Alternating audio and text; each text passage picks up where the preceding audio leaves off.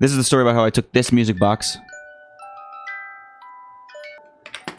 and made it into this.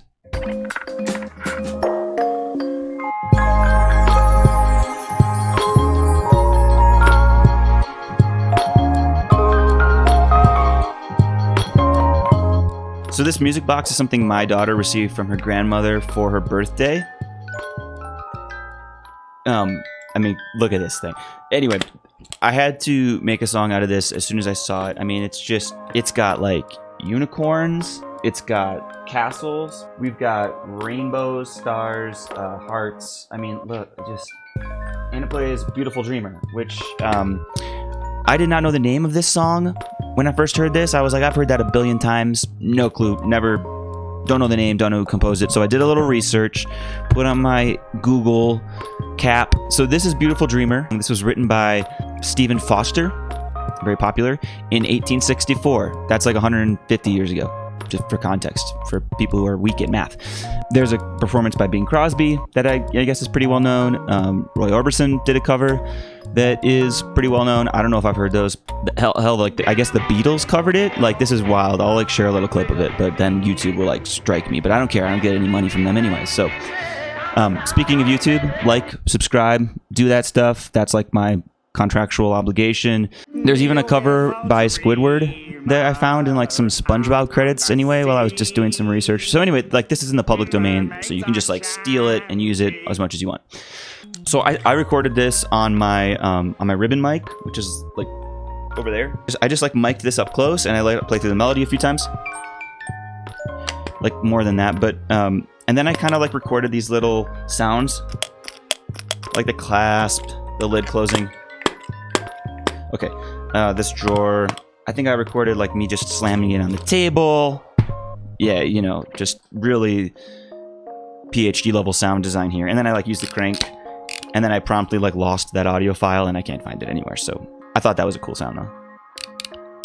So basically in a music box, there's like this drum that spins, and on the drum are these little pins that kind of poke out, and they, like sitting right up against the drum is like this little comb, and each tooth of that comb is tuned to a different note. And so when the pins pluck the comb, they make the sound. But this is not a video about how music boxes work. This is about how I made this song. So I loaded the audio file into Logic, and what Logic has is this thing called the Quick Sampler. And when you put an audio file in the Quick Sampler, it has this thing called Slice that sort of slices up the audio sample based on where it like hears the notes change, or where there's like a large like transient sound. And so like you can edit this a little bit, so I think I probably played with it just to kind of get it a little more perfect. But then you get like each note as a key on the keyboard. So you can like play through it that way. You can play through it backwards. You can play it in random order. Like whatever. The point is, like, now you have something you can kind of work with and, you know, chop up more rhythmically or whatever, and you get cool sounds like this. That's something that like I used all over the place in this song just because I like the little dissonance there. So really all I did to like modify the sound is I pitched it down 6 semitones. That also kind of slowed it down, so it's a little bit more of like a chilled out tempo. Like this thing is cranking. I don't know, it's too fast. So I chopped it up, and then I was just kind of like looking around for like how I can play those notes out of order but still make something from it. So I have that for the intro, right? Hinting at the melody but not quite getting into it. I have another instance of that sampler where it's like the same audio, but I put it down 18 semitones, so that's like an octave below the other one, and you just get just like a little bit more bassy. So that like I kind of use as like an accompaniment, or like kind of to set context for the key while the melody's playing. So if we have just those two playing together, it kind of sounds like this. Or like when the melody comes in.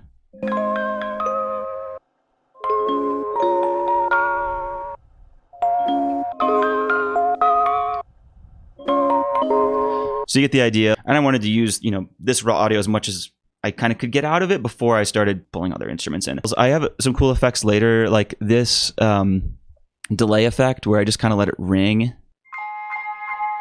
It's just like this forever delay. where I found some really nice chords and I just let them go. I'll distort a little bit. I'll let you hear that in context.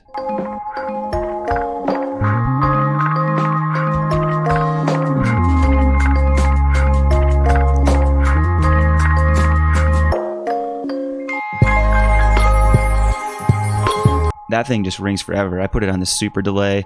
What's it called? EC300. And then I think I just have the feedback cranked on this. Yeah, I think I have the feedback at 98%. So like that thing is just this much less than like echoing forever. And then I put some like this chorus effect on it, which just kind of fills it out, gives it a little bit of variation. The only other place I used the actual sample from the box is this ARP. It's called ARPed, arpeggiated. This section at the end. I need some more coffee. Hold on. Basically, what this is doing is using this arpeggiator over this chord, this beautiful block of MIDI. I mean, look that. You just look at that as a piano player and say that's going to sound good. This is not a piano. This is a sampled instrument. And what the arpeggiator is doing is just flipping between those notes like really fast. And so what I have it set up is like a 16th note swing kind of rhythm.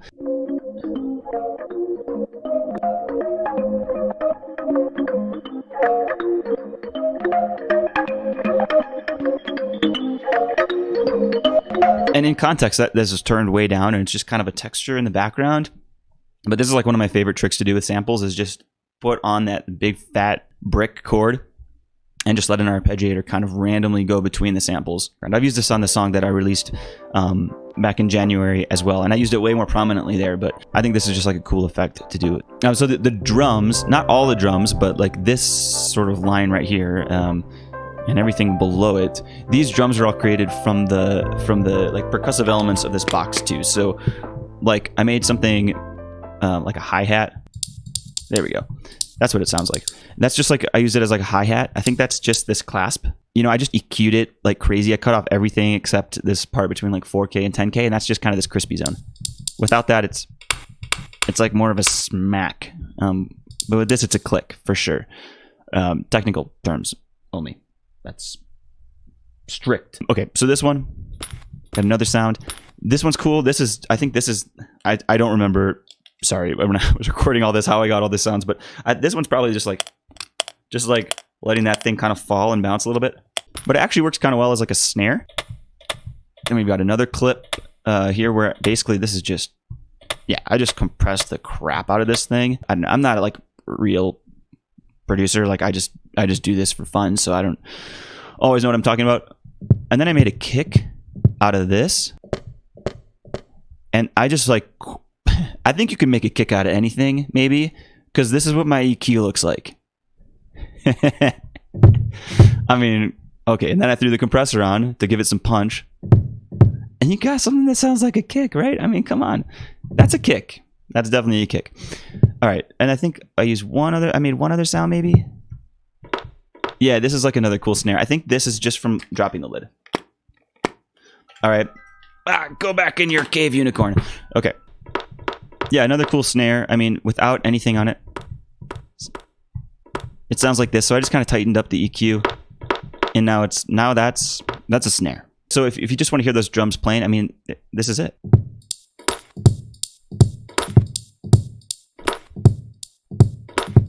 Another section.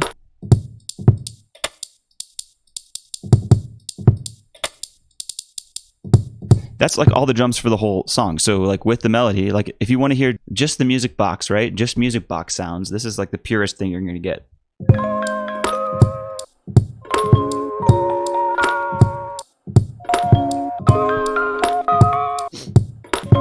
I mean, it's kind of cool, but like it's not enough to fill out the track. So I added some other stuff. I'll kind of just quickly go through that. I added some drums from Splice. So like I'll just play these so you can get an idea of what they sound like. I have this echoey snare. I've got this super light, like just like a ride cymbal, just like ksh. There's not much to it, but it just kind of like gives you that little sparkle.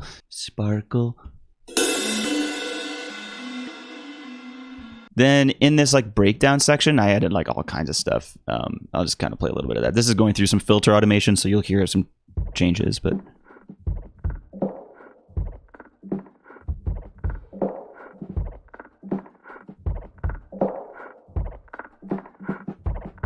Yeah, how about this like breathy alien thing? This is like really creepy sound actually.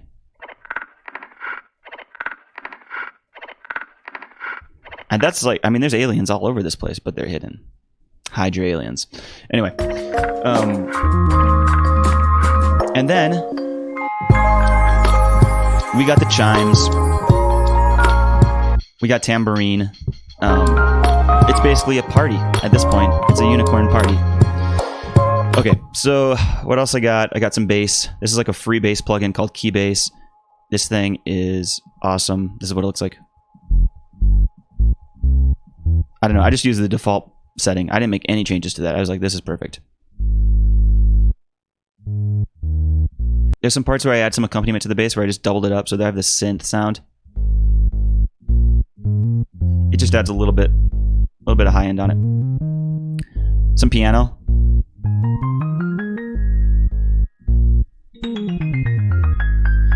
So that's all that's going on there. I added these Rhodes.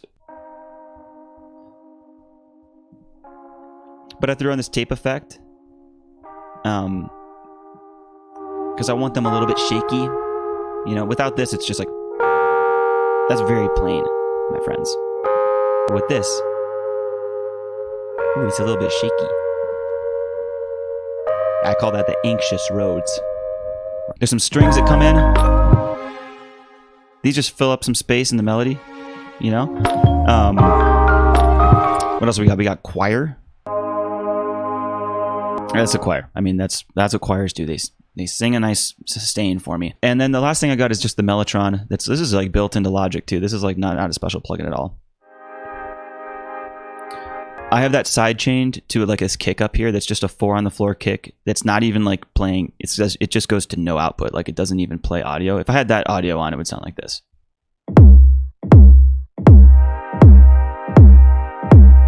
But all that's I don't know. Like. That's just there as a tool. What that does is basically trigger the Mellotron to kind of duck, right? It gets out of the way. Gives it that swell effect. That's called side chaining. If I didn't have that on, basically you just hear it sustain. Turn that on. It just gives you some movement where there is none. I love the Mellotron also. Like, it's my favorite. Might be my favorite instrument. Might be. I'm sorry, piano, but like the Mellotron, a bunch of tapes that play when you push the buttons, like that's crazy. Who has time for that? That's all there is. There's basically, this structure is like intro A, B, A, C, A, outro. For the music theory nerds who really, really care. I know that's why you're on the channel.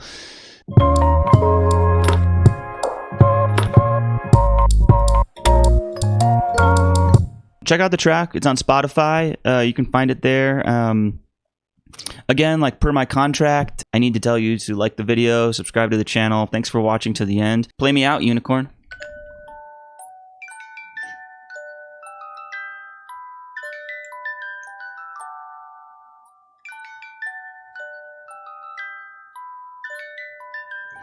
I have to go give this back to my daughter now.